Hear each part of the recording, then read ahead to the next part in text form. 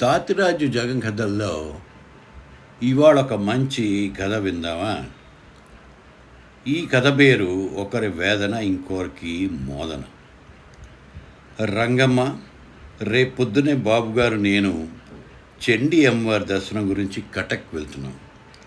తిరిగి వచ్చేసరికి రాత్రి అయిపోతుంది. అంచేత నువ్వు పనికి రానక్కర్లేదు, మళ్ళీ ఎల్లుండి పొద్దున్నే రా అంటూ పని మనిషి రంగమ్మకి చెప్పింది అరవింద. అలాగే అమ్మగారు, జాగ్రత్తగా వెళ్ళిరండి అంటూ చెప్పింది రంగమ్మ. ఏటో ఈ అమ్మగారి గ్రహచారం. పెళ్ళి 5 ఏళ్ళైంది, సంతానం కలగలేదు. ఈ అమ్మ చెయ్యని పూజ లేదు, తిరగని ఆసుపత్రి లేదు.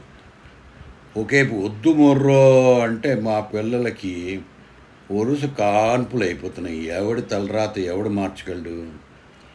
కటక్లో ఉండే కూతురు సీతాలను తలుచుకుంది రంగమ్మ. దానికి కాన్పు రోజులు దగ్గర పడ్డాయి. ఇక 3వ కాన్పు. ఇప్పటికే 2 ఆడపిల్లలు.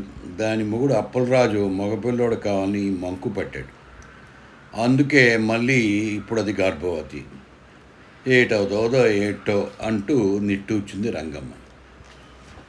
కాన్పుకి తను వెళ్ళలేకపోయిందనుకు చాలా బాధపడింది.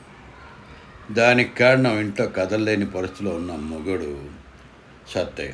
రోడ్డు ప్రమాదంలో కాలు విరిగింది. 1 రోజులు మంచం మీదే ఉండమన్నారు డాక్టర్లు. అమ్మవారిని దర్శించుకుని బయటకు వచ్చారు అరవింద, గౌతములు. ఆ రోజు బాగా ఎండ తీవ్రత ఉంది, అంచేత రద్దీ లేదు. కారు దగ్గరికి వచ్చి లోనికి వెళ్ళిపోతుంటే పక్కన గట్టు మీద చిన్న అలికిడి, కేర్మన్న ఏడుపు వినిపించాయి. అటువైపు చూసింది అరవింద. చిన్న గుడ్డ మూటలా ఉంది.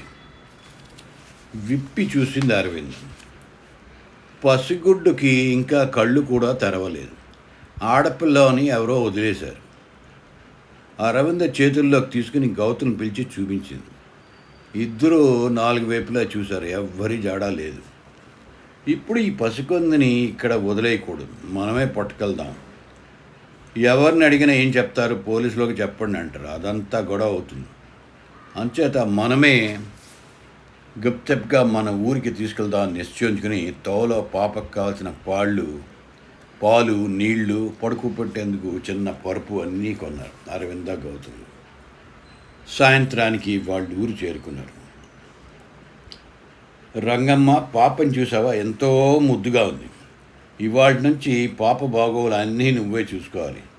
నువ్వంత అంటే అంత ఇస్తాం అంది అరవింద.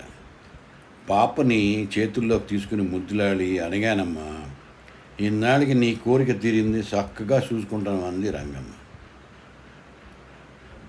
అక్కడికి సీతాలు తెలివి వచ్చింది. పక్క తడిమింది. బిడ్డ కనమలేదు. ఓలమ్మో, నా బిడ్డ కనబట్టలేదు, ఎవరు తీసుకెళ్ళిపోయారో అంటూ బిగ్గరగా ఏడవడం మొదలెట్టింది. ఏటైంది అంటూ ఏమీ ఎరిగినట్టు వచ్చాడు అప్పలరాజు. గంట క్రితం అమ్మవారి గుడి దగ్గర పాపను వదిలేసి దూరంగా చెట్టు చాటు నిలబడి వాళ్ళు పాపను ఎత్తుకొని కారులో వెళ్ళిపోయే వరకు ఉండి భారమైన గుండెతో వెనక్కి వచ్చాడు అప్పలరాజు. ఉన్న 2 ఆడపిల్లలు చాలు, మరి తప్పు చేయనని లెంపలు వేసుకున్నాడు. అక్కడ రంగమ్మ పాపని ఎంతో జాగ్రత్తగా చూసుకుంటుంది. పాప ఆమెకి తెలియదు ఆ పాప తన మనవరాలేనని.